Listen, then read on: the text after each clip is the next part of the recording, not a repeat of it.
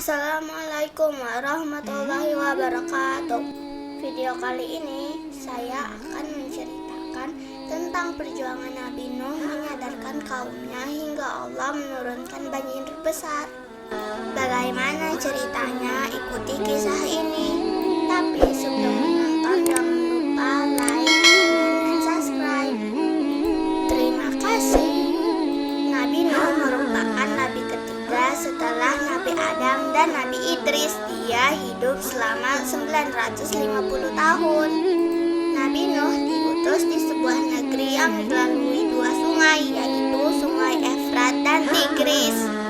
Di negeri itu dahulu ada 5 orang soleh dan beriman, yaitu Wat, Siwa, Yagut, Yakut, dan Nasr. Mereka dicintai oleh masyarakatnya. Setelah mereka wafat, kaum Bani Rasib bersedih karena merasa sangat kehilangan.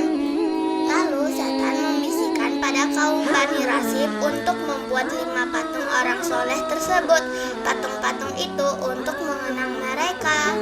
Setan pun membisik kepada kaum Bani Rasib untuk menyembah 5 patung itu sebagai berhala. Setelah itu dimulailah kehidupan kaum Bani Rasib menjadi penyembah berhala.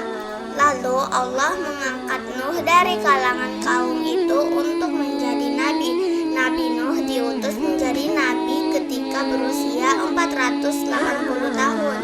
Saat itu datang malaikat Jibril lalu berkata, "Saya adalah utusan Allah, pemilik seluruh alam semesta. Saya datang padamu membawa pesan dari Allah. Allah telah mengutusmu untuk memperbaiki akhlak umatmu."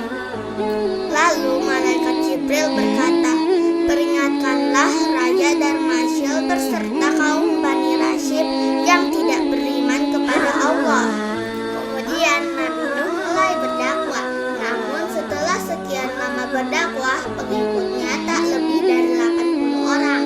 Itu pun mereka hanya berasal dari kalangan orang miskin dan lemah.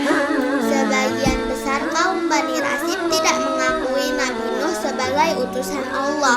Saran Nabi Nuh agar beriman kepada Allah tidak diikuti, malah dibalas dengan hinaan serta caci maki. Bahkan Nabi Nuh dianggap sebagai pembohong. Nabi Nuh tidak berhasil menyadarkan kaumnya. Walaupun dia sudah berusaha sangat keras, namun semuanya sia-sia. Kemudian dia pasrah dan meminta petunjuk kepada Allah. Dia meminta agar Allah menurunkan azab yang berat kepada mereka. Lalu Allah memerintahkan Nabi Nuh dan pengikutnya membuat kapal. Nabi Nuh dan pengikutnya segera melaksanakan perintah Allah itu. Mereka mulai membuat kapal. Namun Nabi Nuh tetap saja diejek oleh kaumnya, termasuk anaknya sendiri yang bernama Kan'an.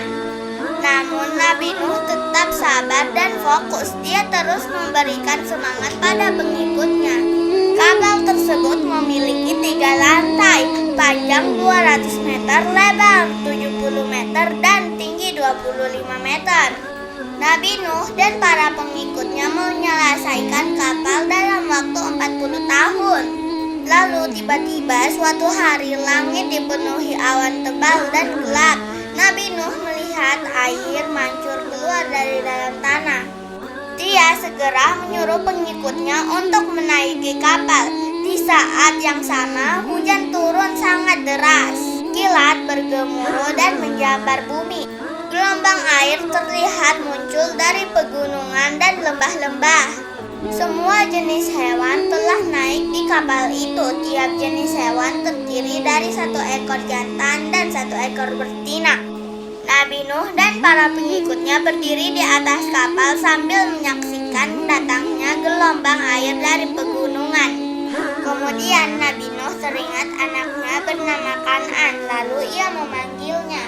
Lalu Nabi Nuh berkata, "Hai anakku Kan'an, naiklah ke kapal ini agar engkau selamat dari azab Allah." Namun Kan'an menolak dan berkata, "Aku akan berlindung ke puncak gunung. Air tidak akan bisa mencapai puncak gunung sehingga aku tidak akan tenggelam." Nabi Nuh berkata, "Tidak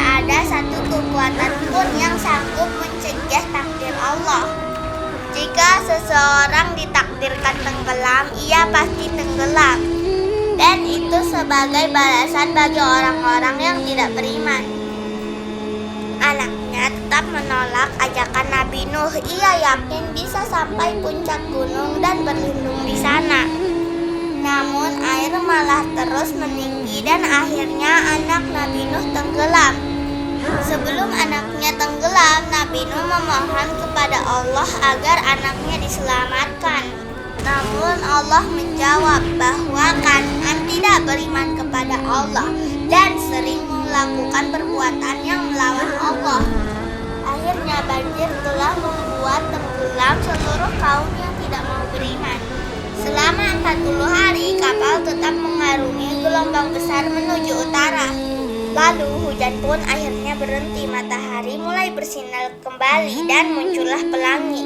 Kemudian Nabi Nuh melepas burung merpati. Burung itu terbang lalu kembali membawa sepotong ranting sebagai tanda bahwa daratan sudah dekat. Mereka semua berdoa dan bersyukur kepada Allah karena telah menyelamatkan dari banjir besar. Kapal yang mereka tumpangi pun berlabuh di puncak gunung Judi. Nabi Nuh dan pengikutnya meninggalkan kapal. Mereka mulai membangun kehidupan baru di muka bumi. Semua hidup rukun dan damai. Itulah kisah Nabi Nuh. Terima kasih.